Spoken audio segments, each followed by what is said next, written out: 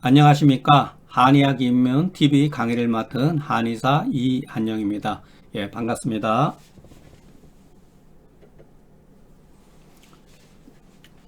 오늘은 자서 3편으로 오늘 시간과 다음 시간에 이어 자서에 관한 해석은 끝내도록 하겠습니다. 사실을 기반하지 않은 맹목적인 고전 숭배는 위험합니다. 사실을 외면하면 망상에 빠지게 되고, 망상에 빠지면 필연적으로 자신을 가리고 남도 가리게 됩니다. 요 말은 청대의 학자가 말씀하신 건데, 학문하는 사람들의 기본적인 거, 그러니까 자기를 가린다는 건 자기를 속이긴다는 뜻입니다. 그러니까 자기를 속이게 되고 남도 속이게 됩니다. 그러니까 공부하는 사람은 항상 이 문제를 생각을 해가지고 조심해야 됩니다. 그러니까 뭐든지 사실에 근거해서 공부를 해야 합니다. 자서에서 말한 상한 잡병론 16권이라는 말은 16권이 서진의 난을 당해가지고서, 요 서진이라고 하는 거는 그러니까 삼국시대가 끝나고 위나라가 진나라 넘어가는 시기에 해당되는 시기로, 요때 당시에 왕숙하가 중경서의 책들이 산일되고 착간이었는 숙하가 이 병섭이라고 하는 건 전란이죠. 전란 속에서 이와 같은 책이라고 할 수도 있고 자료들을 수집해가지고 착난되는 거. 그러니까 이 대축간들이 흐트러져 있는 걸 다시 순서를 바로잡았다. 찬차를 했다. 그래서 이 문제에 대해서 고금의 의사들이 16권은 상한이요, 6권은 이렇게 잡병이라고 이렇게 주장을 했는데, 이에 대해서 가금은 반론하면서 말하기를, 저 16권은 오직 상한을 위해서 논을 세운 것이다. 그러니까 16권 중에 빠져나간 것이 얼마인지, 기하라고 하면 얼마나 빠졌는지 알 수가 없다 하며, 세상 사람들은 자서를 중경이 수필이라고 여기지만 이렇게 뭐뭐로서 이렇게 이게 이제 A라고 하면은 A, B라고 하면은 A로서 B로 여기다, 생각하다, 이런 뜻이죠. 자서로서 중경의 수필로 여겼지만 가금은 숙하의 수필로서 2위 여기다, 생각하다, 단정하다, 이런 뜻이에요. 이거는 숙하의 자서에 대해서 신란하면서 뭐라 그랬냐면은, 설에에 인용한 바 내경이 구를 늘리고 글자를 바꾸지 아니함이 없으니, 그러니까 가금이 봤을 때는 숙하가 이렇게 했다는 거죠. 그러니까 이거는 이제 숙하죠. 저가 감히 기백의 경을 마음대로 고치거늘 하물며 중경의 논에 있어서랴. 여기에도 보면은 상고주의 정신이 있잖아요. 상고주의. 요거는 제가 그대로 가운백이 쓴 상한내소집에서 그대로 써온 거예요. 여기다가 기백의 경이라고 이렇게 극존칭을 쓴 거죠. 여기는 논이라고 그런 거죠. 그러니까 차별을 둔 거죠. 서진의 난이라고 하는 거는 앞서 말한 한위 초 5의 삼국시대 이후로 진정권 교체기 수십 년간의 전란 중에 중경서가 산일된 것이 흩어진 것을 왕숙가가 수집해서 편찬 복간했다. 이 편집 복간했다. 이게 바로 찬차를 말하는 거죠. 그러니까 왕숙하의 공은 굉장히 크죠. 왕숙하가 아니었으면 중경서는 사라졌을 거니까, 역사 속에서. 그런데 숙하 사후 진나라 회제 때 영가의 난이 발생합니다. 요 기간이 숙하 사후에 한 30년 뒤에 발생되는 사건인데, 난리가 나가지고 또 이 많은 궁중의 수집해 책들이 다 훼손되었다는 기록이 남아 있어요.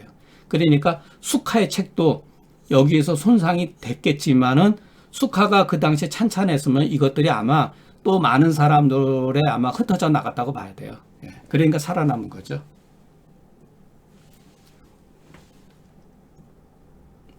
그런데 가금은 자서가 그 중경서의 자서가 중경에서 나오지 아니한 것을 알았지만 내경 또한 기백에서 나오지 않은 것을 알지 못했다. 거기다 왜 기백경이라는 말을 쓰냐 말이에요. 말도 안 되는 얘기죠. 내경이 고경이라는 사실은 알았지만 오히려 그 내경은 위진시대의 증액된 사실을 알지 못했다. 이거는 이제 제가 그 가금에 대해서 또 반론을 제기하는 거죠. 숙하가 찬찬한 것으로 인해 가지고서 중경서 가운데에 기백의 학술을 제창해 가지고 천하를 끌어 가지고 후세 사람들로 후이들로 하여금 모두 이것을 쫓겨낸 거예요.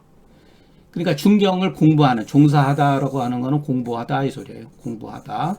중경을 공부하는 사람들은 요거는 이제 논에 나오는 말이거든요. 그러니까 이때서부터 중경을 공부하는 사람들은 내경을 모방하지 아니하는 것을 걱정하고 내경을 모방하는 것을 걱정하지 않았다.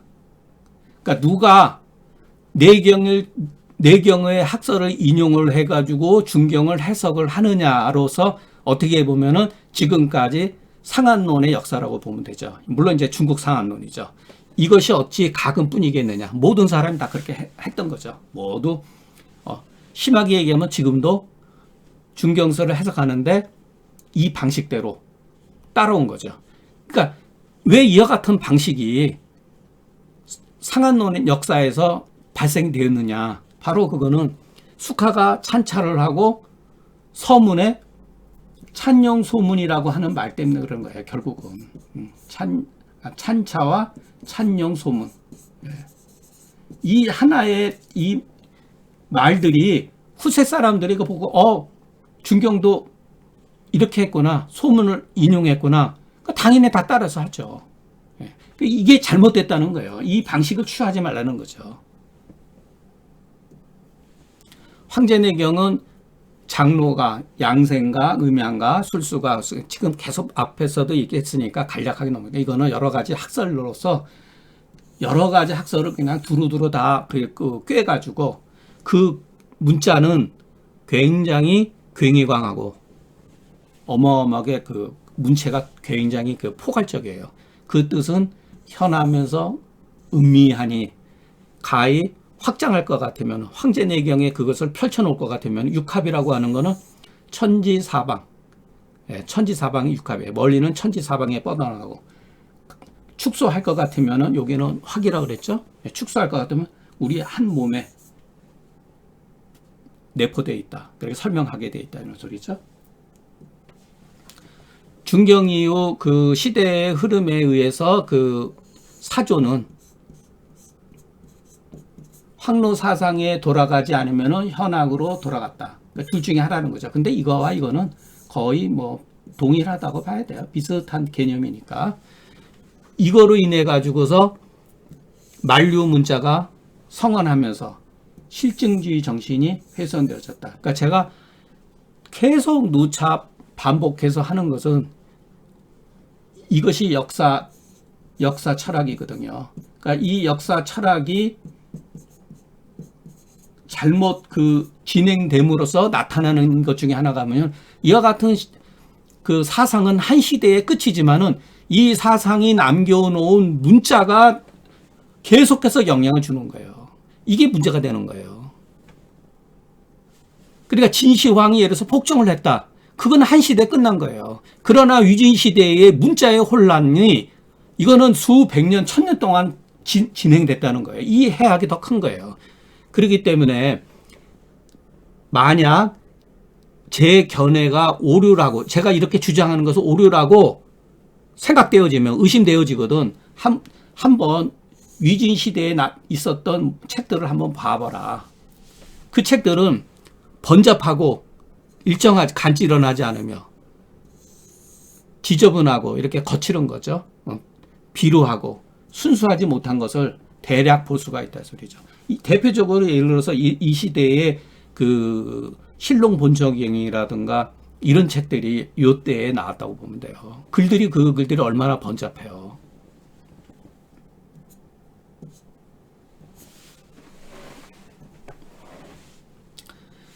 세상에서는 위주인 시대 학술을 현학이라고 하는데, 현학은 노자, 장자, 주역에서 나온 것이니 이것을 일러서 사면 사상이라고 한다.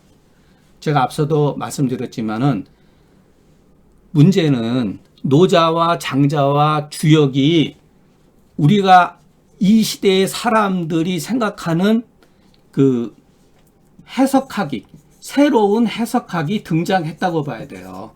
그러니까 장자라든가 노자라든가 주역책은 보는 사람의 관점에 따라서 굉장히 훌륭한 책이에요. 그러니까 특히 이 주역을 유가적인 해석에서 도가적인 해석으로 넘어갔다는 뜻이에요.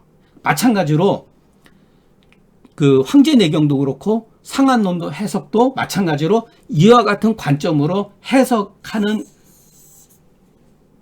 흐름으로 진행됐다는 거예요. 그러니까 이거로 인해 가지고서 이것은 뭐냐면은 올바른 이름이, 이게 이제 공자의 사상이죠. 올바른 이름이 떨치지 못해 가지고, 왜 올바른 이름이 떨치지 못했냐? 이게 이제 굉장히 역사적인 이제 아까 말한 역사 의식을, 역사 철학을 담고 있는 거예요.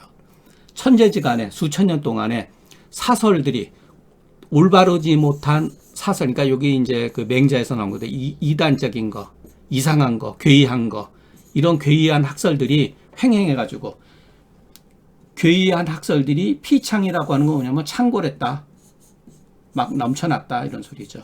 예. 창궐했다.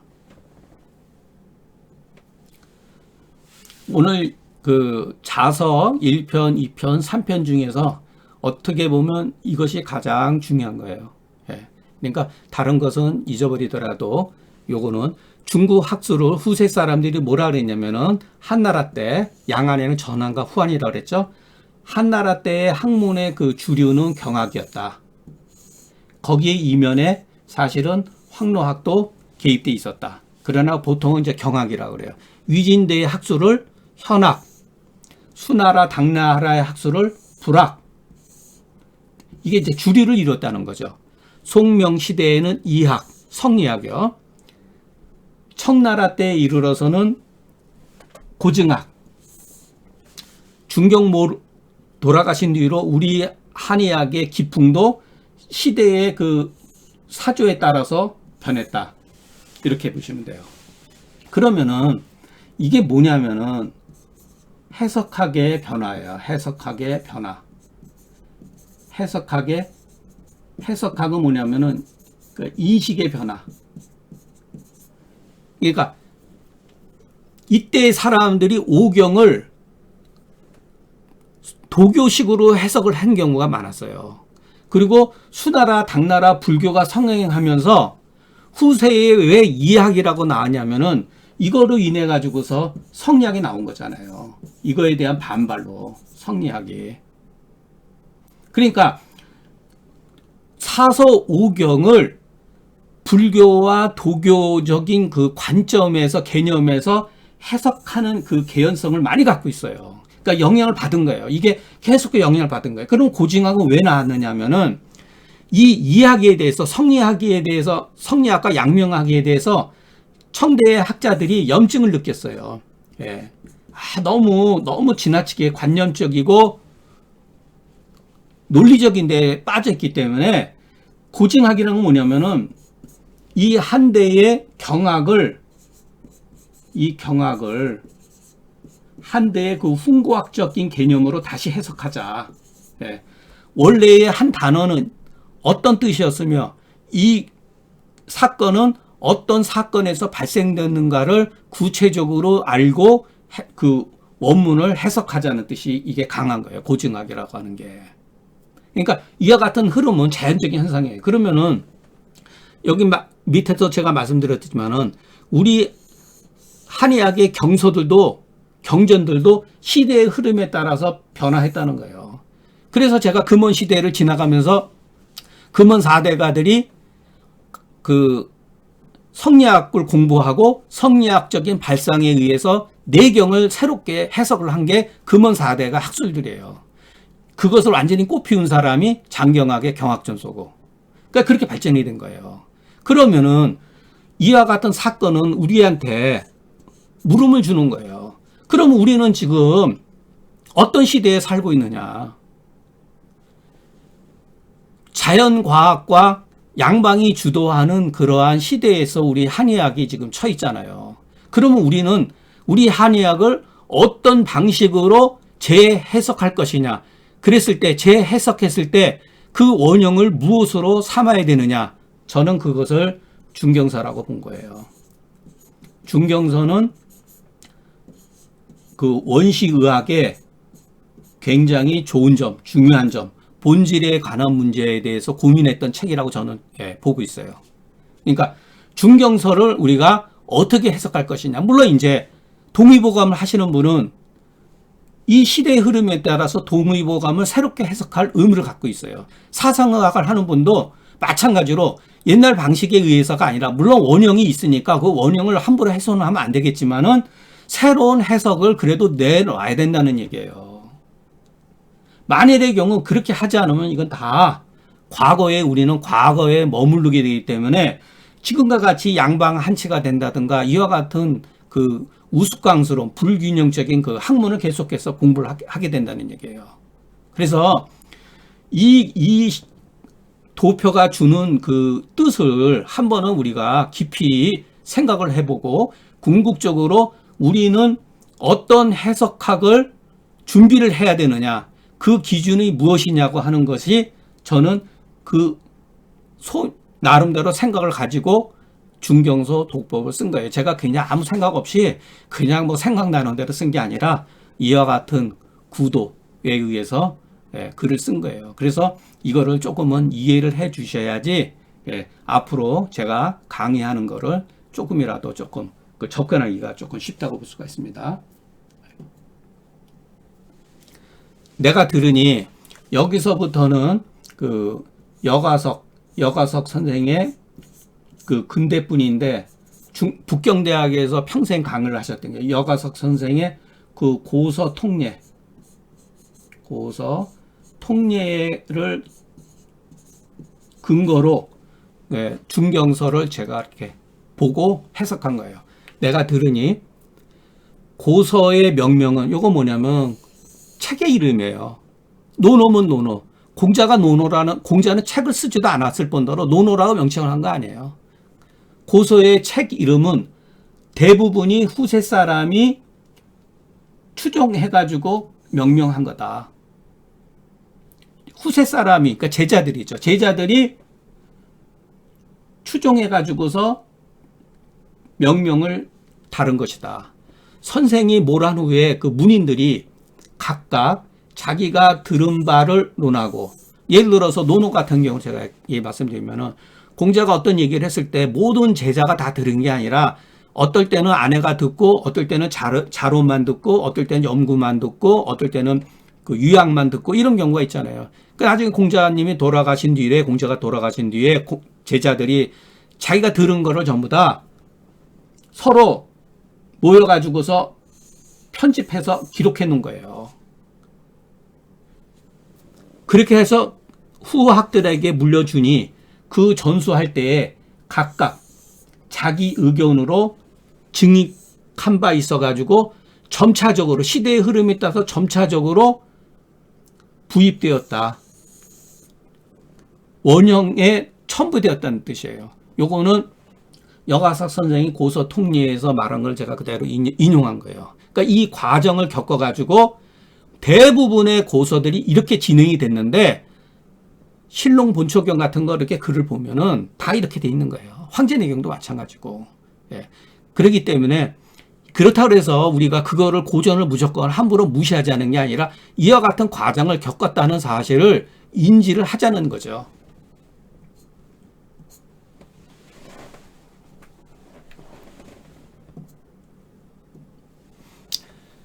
여러 번 전수된 이후에 그것이 누구의 그래서 나왔는지 구분할 수 없게 되었다.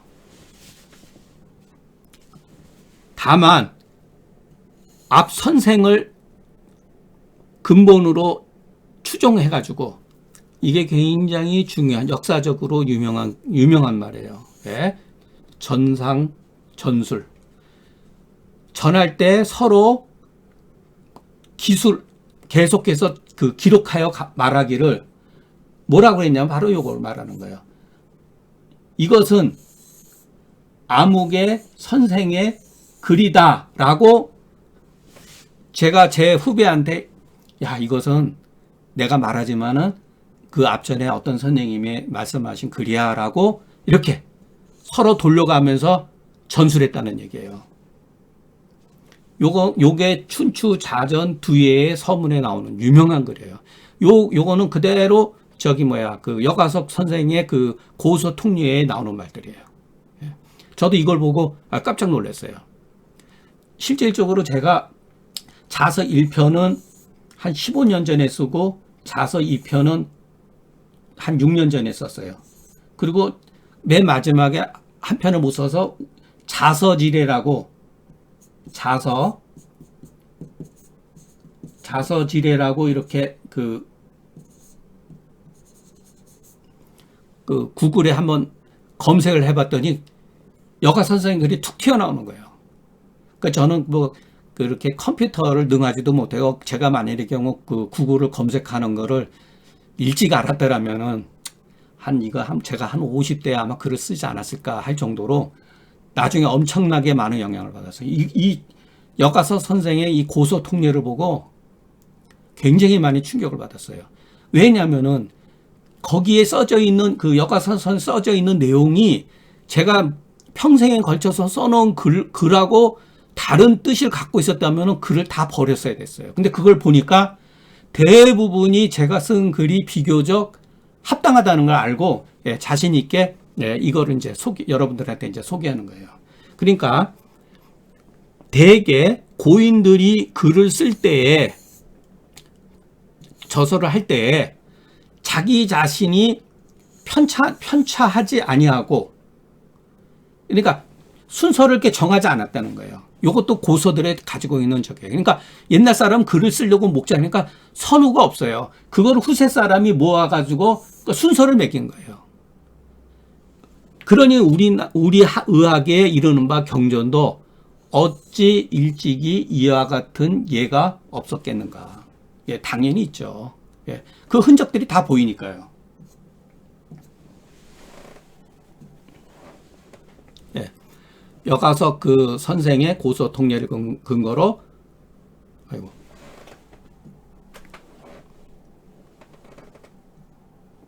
어떻게 된 거지?